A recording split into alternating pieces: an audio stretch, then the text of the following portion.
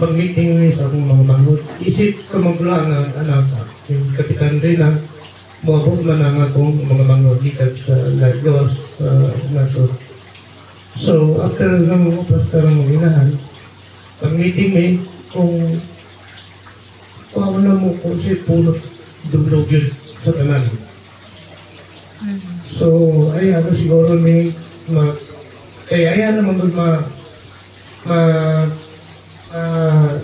kanang madugto ang istorya kung sa kita naman mga ito malakang. Although, naman siya ito na yung muluhulan siguro ni siya kung magpatabang na kung siya ang ito ito. Okay, follow up lang. Si attorney, sa may imong nakita po nga pwede, posible ninyong alakang para matabang nimo sa ilang family? So, mayroong akong sa tanan, no? So, ang una gitwato na mo, mag-stop pagdaling sa pamilya na kagawad, no? Una, ato mo sa unahon ang pagdaling sa patay. Pero pag-abot sa legal na procedure, atong unang hunaon ang ebidensya na atong makuha.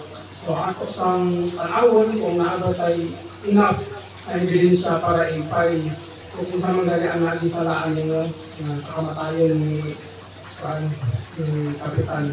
So, inana ang first step na akong buhaton na siguro kung maamong itingan kung sa mga galing, pwede na mo mapasakaw kaso atin sa ila. Kay, especially po, dili lang kay kapitan, apil po sa atong mga tao di panghulga, no? Abatan ng lobot-ibot. Kay, kung masila ta sa balaod, klaro man ang balaod no, nga dili ka pwede maibot sa imong balay, sa imong bipuyan, kung walay court order. So, klaro kay na siya. Kung i-allow na ito ang tao na ingat ang mahawa, kung di ka mubutar, di man tayo proseso, di kinsa lang hindi pahawaon, di ba? So, man ang importante na makabalo ang mga tao nga kanang lobot-ibot, ayaw mong kadlok anak. Kaya wala ka nabasyan sa balaod. Kung magsubay ka sa balaod, muagi ang proseso, ayaw kang matanggal. Mo ginang uban, even mga squatter areas, hindi ka po sa kakahawa. Kahit kailangan mo ka muagi o korte para mapahawa sila. Dili kay igo rin nilo sa istoryahan, mahawa na dahil sila. So, mawala na siyang right now, base sa among mga nakuha ng mga facts o ebidensya, naagid basihan na pwede ipay na kaso, no? It may fall under sa coercion, no? Sa revised penal code, pwede po na violation sa omnibus election code. So, pasabutan na, kanang pangharas nimo sa mga tao na dimubutar o mubutar panig sa imuha, isa na dako nga supa sa balaod sa omnibus election code.